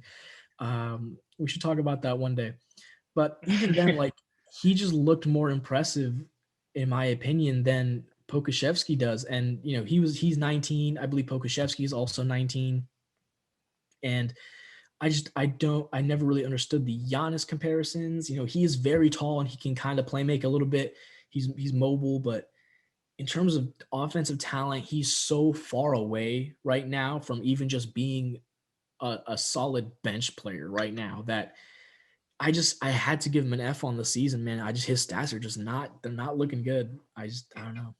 Yeah, the reason I give him a D plus is I actually looked up his G League stats over his NBA stats, because I saw his NBA stats really bad, and his G League stats aren't very impressive either. You got to think about this. I'm gonna read off his stats, but think about in context. He's playing in the G League and averaging these stats. Uh-huh. Okay, 8.9 points per game, 8.2 rebounds per game, which that sounds decent. 4.7 assists, 1.1 steals, 1.4 blocks, 4.1 turnovers per game. 30.8% from the field, and 28% from three. He's not even playing with. He's playing with people who are trying to get in the NBA. yeah, you just got to think about it, like, because I'm seeing, prospects like Jalen Green, we're seeing Kaminga, we're seeing these young prospects play better than him. And Poku is the 17th pick overall in the 2020 draft, and he's playing like dog water, and it's it's unacceptable. I think I'll give it. I'm giving him a passing grade if you want to consider deep on the passing grade. Is because I do see some potential. There is a bit upside. Like I said, he's a good rebounder. He's a young prospect. There's a lot of room to grow. So that's the reason why I'm giving him a chance. But honestly, his stats, his play style, it's been kind of rough to watch. Yeah, and I mean, even his best performances so far have been in the preseason. And even leading up to the season, it was kind of looking like, Thunder might have gotten a little bit of a steal here because he was averaging, I believe, 11 points, 9 rebounds, 1.7 assists. But even with that, he was still shooting pretty bad from the field. Let me tally up exactly how much. He was shooting 33% from the field, even then. So, it's his ceiling is high. Just when you look at his, when you look at his body type, when you look at his height and some of the skills he has, it is high, but I'm not sure if he's ever really going to hit it. It's going to take a lot of work in the offseason. He's going to need to get a heck of a lot stronger. And he was always viewed as a raw prospect anyway, so no one was expecting a great first year from him. But this has just kind of been horrendous. Like I don't think anyone was expecting a year this bad either. So, it's he's a strange case. I wish the best for him, but I'm not exactly sure, how well it's going to end up in the end. Let's jump to Sadiq Bey on the Pistons. Sadiq Bey was selected 19th overall by the Pistons, and the original owner of this pick, I believe, was the Nets, who traded it to the Clippers, who traded it to the Pistons. So the Pistons traded to get this pick, and they selected Sadiq Bey. Well, what do you think about Sadiq Bey? So just looking at his stats is not the most crazy and most like glamorous things. What does stand out to me, he's shooting over 40% from the field and from three, which is impressive as a rookie. I was just seeing it, like, just watching him play. He's more than just a shooter. He's become a pretty valuable option for the Pistons as of late. He currently holds the longest streak for double-digit scoring by a rookie this season. He scored at least 10 points in his last 11 games. When he came into the league, he was kind of seen as a 3-and-D kind of player. His shooting was always there, but his defense was suspect at times. He has been improving his game inside the 3-point arc. I've watched actually a couple of Pistons games as of late. He's been passing the ball and facilitating and moving the ball around when necessary, and it has been very crucial to his development as a rookie. His threat of shooting makes him already a problem, but him being able to work the ball around has made him even a bigger problem. And it's actually, like I said, made him an actual threat for teams going against the Pistons. He's already had a player of the week under his belt, to show that he has been done pretty well and actually above expectations. I think the Pistons might have missed the mark when they selected Killian Hayes early on, but I think with this pick, it was really good. So I got to give it a B+. I'm right there with you. I also gave him a B+. I mean, he's doing what he was brought in to do well. He's hitting threes at an effective rate, and he's playing okay defense. Obviously, I don't expect any rookie to be playing incredible defense, but in terms of just his rookie class, he's playing some of the best defense in his rookie class. And he's been a very sneaky good player, and he could end up being one of those players kind of like Trevor Ariza, who just, they're not somebody who everybody talks about as like an amazing, fantastic player, but they're a very solid role player sneakily. They affect the game in ways that don't show up on the box score. That's kind of the path Sadiq Bey is heading down towards. And I think the Pistons, I like this pick better than Killian Hayes as well. I agree with you. I was really surprised that the Nets and the Clippers passed up on this guy because this is kind of exactly the guy both of those teams really need right now. They really need some. They need some help shooting. The Clippers do, and they need some help. The Nets need some help defending. So it's just strange that they kind of passed up. They both passed up on Sadiq Bey, but the Pistons, they saw the opportunity, they took it, and it was worked out very well for them. I've given Sadiq Bey a B plus. Mhm. Let's jump to Tyrese Maxey, who was selected 21st overall by the 76ers. What do you think of Tyrese Maxey? I got to give him either a C or a C minus for the season so far. I want me to go into detail right now. Then might Go as right well. in. Yeah, wait. Let me tell you my grade before you go into these. I actually gave him a All B. right. So Really? yeah, I did give him a B. For me, how I've seen it, I feel like Maxi's been kind of fairly average as a rookie. He has shown spurts of potential. And the team had its COVID cases, and there was very few Sixers able to play. I think it was when they played the Nuggets back in early January. I think he got 39 points, a career high, which was very impressive. Obviously they lost the game to Nets, but of the Nuggets, but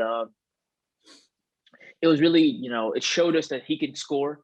Um, it's always been kind of his strong suit. He's not the best passer. He only averages 1.7 assists per games. He's also not the best on defense. His defensive rating is more on the mediocre side. Yeah, 3-point shooting also can use some improvements as well. He's shooting under 30% from three currently.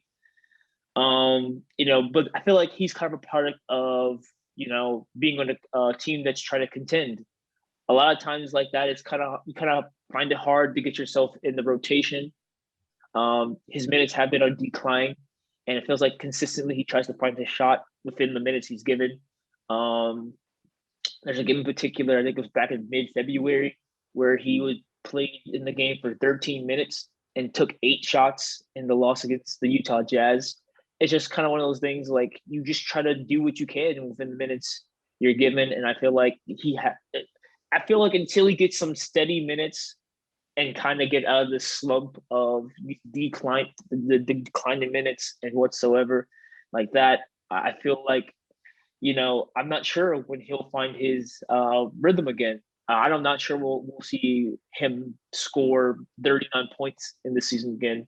I'm not sure we'll see him score 25 plus points in the season again. I just feel like he's given so little minutes, and until he can get like I said, a steady base of minutes, then I don't have him very rated very highly because of it. So like I said, C. Yeah, I gave him a B just because I see so much potential in him, and just the fact that he was selected this low, I think this was a steal for the Sixers, and I really like you rattle off some of his stats, but I do believe that in the minutes he's given, which I believe he's averaging around 15 minutes a game, he scores pretty decently, and his field goal percentage is about 45%, and that's higher than most of the rookies in the class. His 3-point percentage it definitely could improve. It's only 28% right now, but at the same time, Tyrese Maxey was never really seen as just a knockdown shooter. So just the fact that he's even coming in and hitting at 28% is actually somewhat impressive to me. But Tyrese Maxey, I just feel like, yeah, you're right. They do need to play him a little bit more. I think he needs to have more of a prominent role off the bench. A lot of his minutes average went up because of that stretch where I believe it was Seth Curry that got COVID, and they had to play someone in his place, so they slapped Tyrese Maxey in the starting lineup. And just what I saw from that stretch of games he had, I was so impressed that I felt like I couldn't give him anything below a B minus. And I just feel like if they really need to unleash Tyrese Maxey. I mean, he's gonna be great for this team. This is such a perfect pick by the Sixers, even though I don't like the Sixers. This is a perfect pick by them. And look, I'm a Kentucky guy. Tyrese Maxey's my guy, so I'm rooting for him. Probably a little bit of bias there, but yeah, I gave him a B. I think he's been doing okay. He's been very solid, but there's obviously room to improve. But he also needs to be getting more opportunities, like you said. Let's jump to Emmanuel quickly.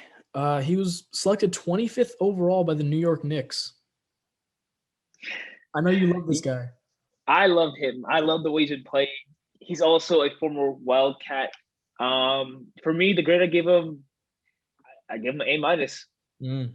I'm right there with you. Give him an A minus as well. Yeah. So for me, from him getting a D plus grade from CBS Sports, if I recall correctly, for his draft selection, quickly has easily become one of the best rookies in this class. I think personally top 5 in this rookie class. Quickly has been able to score at a impressive pace.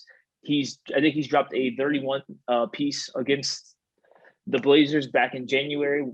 They lost a game, but the fact that a rookie can do that on 50% shooting and 62.5% shooting from three is ridiculous. He shoots so naturally. He shoots so well. He's a floater specialist. If we're playing 2K my park, he would be a floater specialist for sure. The kid, he's impressive. He's at times he seems like he could be the spark plug for the Knicks. There's games where he can come in there and drop 25 in like 18 minutes, and just him playing so well within the minutes also is very important because with Rose, Frank Nicotina, and Elfrid Payton, with all of them on the backcourt, sometimes his minutes could get sporadic. There's times where he plays 20 minutes, next game he can play 8 minutes. The team is better off when Elfrid Payton doesn't play. I think they have a winning record when Elfrid Payton doesn't play. So it's best that he is in the lineup. He does always do the best he can. He's not obviously you see his assists. He doesn't really get too many assists, but he's not a bad passer by any means. I think he creates well for his teammates, and he doesn't really turn over the ball very much either. And one thing I didn't know until I did some more research today is he actually has the highest usage rate amongst the rookies this year. And, for the Knicks, I think they made a slam dunk with this pick. This was probably one of the best picks on paper. Not on paper, one of the best picks the Knicks have actually managed to make the past few years. I think this draft for the Knicks was actually quite impressive. I know Obi Toppin hasn't really done as much as we all expected, but with injuries and other things going on, they give him a lot more time. But I feel like in his place to step up for the rookies for the Knicks, quickly has done that, and he's done that very quickly. Sorry for the pun, but I love this kid. Definitely A minus. I love him as well. I also gave him an A minus. I mean, just in general, at the 25th spot, actually, this was viewed as a reach at the time, but the thing with Kentucky players is you can't really go wrong with taking one. Coach Cal prepares them so well for the NBA. Even if they don't put up amazing numbers in college, he prepares them behind the scenes for the NBA game and how it's played. And it's very telling because of all the amazing Kentucky players that are in the league right now. And so picking quickly here, in my opinion, it was a shock to me, but I wasn't like that was a bad pick. I was like, you know what? That might work out well for them. The Knicks have been like obsessed with trying to find their point guard of the future. At least that's what it feels like. They passed on Dennis Smith Jr. for Frank Ntilikina, and then he wasn't doing great, so they traded for Dennis Smith Jr. and he also didn't do great there, and so they traded him away, and they drafted it quickly. Then they picked up Rose. I feel like they're constantly trying to find a point guard, and I feel like Quickly is going to be the one that sticks in the end. Quickly is going to be the one that sticks. He's been doing fantastic, like you said. His field goal percentage does look a little bit low. It's at 40%, but that's because he had a little bit of a slow start to the season. He hit a little bit of a bump, but as of late, I mean, he's just been fantastic. Even right before Rose got there, he was doing great. And his 3-point percentage is actually very solid. He's shooting 38% from three. It's very, very good for a rookie. And not only that, he's only playing around 18 minutes a game, and he's averaging 12 points. So he's making the most of his minutes. He's a scorer in the truest sense of the word. And he can also dish it a little bit.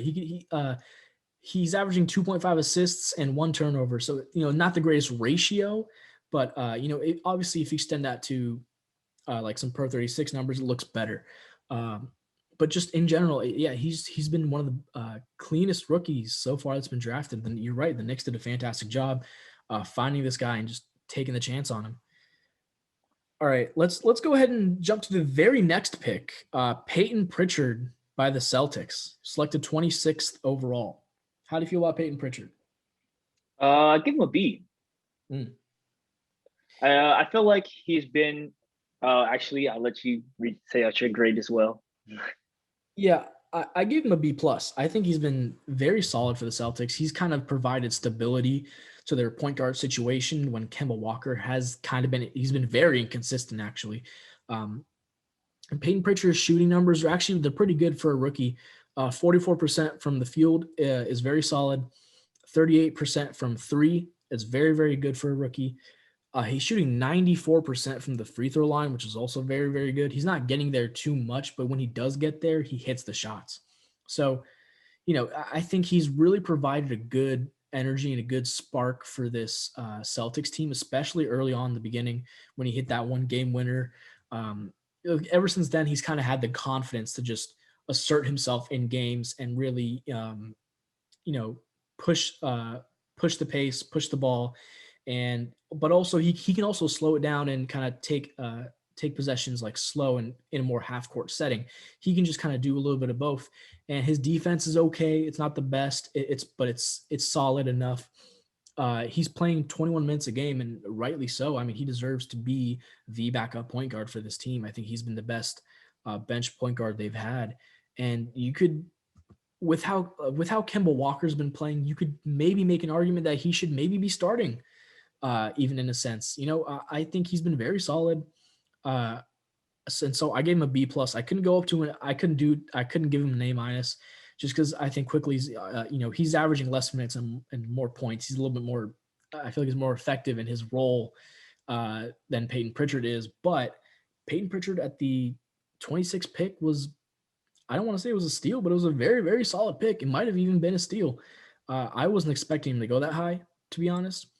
But, they reached for their guy. You see teams do this a lot. They'll reach for their guy, and sometimes it doesn't work out, but sometimes it does. And this is one of those times where it worked out. They reached for their guy, and it worked out. So kudos to the Celtics for hitting on that one. Uh, they missed on something else later, but we'll talk about that. We'll get to that. Yeah. So you were kind of saying a lot of things. I was going to pretty much say that has a pretty sufficient ability to score. Like you were saying, he's also not bad on defense. He actually can definitely hold his own. He's a bit of a streaky shooter at times, but he's young, so he's always has room for improvement.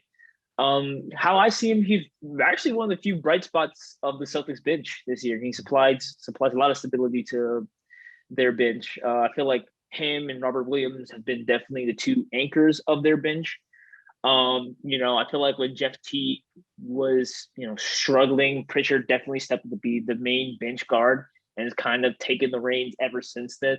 And I feel like that's been very necessary for the Celtics because coming into the season, Aaron was kind of said that, Celtics can definitely do more to, add on to their bench because their bench has been one of the big reasons why the team is not good. You can say what you want to say about their starting lineup. They could use big men, of course, but their bench has not been anything to be impressed with until I think Peyton Pritchard, like I said, Robert Williams, those two guys definitely been holding it down. Peyton Pritchard, I have to give him a B. He's a very viable role player. But I don't want to go too crazy with the grade. I don't think he's an A or A minus, but he's been doing as much as he can in the role he's been given, and you gotta appreciate players like that. And the final player we're going to be going over is Desmond Bane. He was drafted 30th overall by the Celtics and then traded to the Grizzlies. So, man, I gave him an A. I'm going to be real. I gave him an A. Really? I gave him an A. I think I gave him a B plus. He's been actually playing quite well. I didn't know too much about Desmond Bane, but coming into the draft, I should say, just to see him getting traded like that to the Grizzlies, a team that could definitely use more players in their backcourt. because really how I see it, it's Jaw, and then there's Brooks. Grayson Allen hasn't really been until this season hasn't really been too consistent, but I feel like Desmond Bane has really added a lot more to their bench and has actually had a chance to even start a couple games as well. You know, as minutes increase, we have seen a increase in his points per game. However, there has been a slight dip in his shooting percentage since he's been starting and seeing more minutes. Coming off the bench, he had a better defensive rating uh, compared to when he's starting, but his offensive rating is much better as a starter. And I just feel like Desmond Bane has been able to add a bit more dimension to the Grizzlies as of late. And I didn't expect him to ever really start. Obviously, I don't recall who got injured. I think it was Grayson Allen got hurt for a bit, or something happened to Grayson Allen for a bit. It gave Bane the opportunity to play in that role, and he's just been kind of doing the best and he's been doing quite well. His shooting percentages have been actually really impressive. He's shooting at 47% from the field and nearly 45% from three. And I gotta say, like, for a rookie, just even an NBA standard, that's pretty solid. So kudos to Bane. He's been playing well, and that's why he earned a B+ for me. Mhm. I want to start with shame on the Celtics for passing up on Desmond Bane, because this is exactly the kind of guy they really need right now. Funny enough, and I was so surprised that night when he was falling, because he was projected from anywhere from like 11 to 20. That was kind of his range of projection, and he fell to 30, and I thought that was ridiculous. And when I saw the Celtics take him, I was like, "Oh man, not again!" Like, there's no room for him to play on that team right now, probably because they had just drafted like two other rookies before him. But um, Desmond Bane, I always viewed as a dude who was gonna become this. I don't know he's gonna be this soon, but I knew he was gonna become this kind of player one day. And if this is his floor, like this is his first year floor, his ceiling is actually higher than a lot of people thought. And on draft night, I was literally sitting there like, yo, like someone needs to trade up for this man. Like, why is everyone passing up on him? I thought the Mavericks, when I made my own mock draft last year, I thought the Mavericks were going to take him at their pick, but they passed on him. They took somebody else. And then all these other teams started passing on him and passing on him. And I was like, yo, like, is everyone else just not seeing what I'm seeing? Like what's going on right now? And he's proven me right. He's proven me right. He's in my opinion, so far, he has been the steal of the draft. Um, I mean, it's just ridiculous to me that he fell to 30. And he, like you said, like he's shooting like 47% from the field, 45% from three. I believe his effective field goal percentage is actually 60%. Like that's amazing for a rookie. He's having one of the best rookie seasons you probably can. Uh, as someone who was selected at 30, I believe his age probably had a little bit to play into it. He is 22 years old, but at the same time, like, come on, like I don't understand how so many teams passed up on this guy, because he was even being talked about. He was even being mentioned possibly as high as the Wizards pick at 9, and he fell all the way down to that's ridiculous to me. Um, yeah, he's been fantastic this year. I think he would have been perfect with Luka. I think he would have been exactly what the Mavericks need. Honestly, he's kind of exactly what a lot of teams need right now. A lot of teams need a guy like this who can just hit the shots he needs to. He doesn't demand the ball. He's a good catch and shoot guy. He can run around some screens and stuff. He's just a very solid player who can hit shots. A lot of teams need a guy like that. And his defense isn't that bad either. It's actually pretty decent, and it's getting better every game that I've seen so far from him. Um, it's yet to see obviously how high his ceiling can get, but I just think so many teams made a mistake by passing up on him, and the Grizzlies really got to steal the draft in this, so I gave him an A.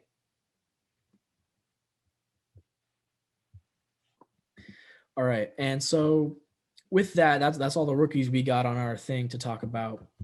With that, we're going to end this episode of the Speak Truth Sports Podcast. Thank you for joining us all once again. If you are interested in this type of content, sports discussion, and news, please subscribe to us on our YouTube channel, Speak Truth Sports. Like, comment, share, do all that fun stuff. If you're listening on a podcasting app, please follow us, share us to your friends. Help us get bigger. We really appreciate it.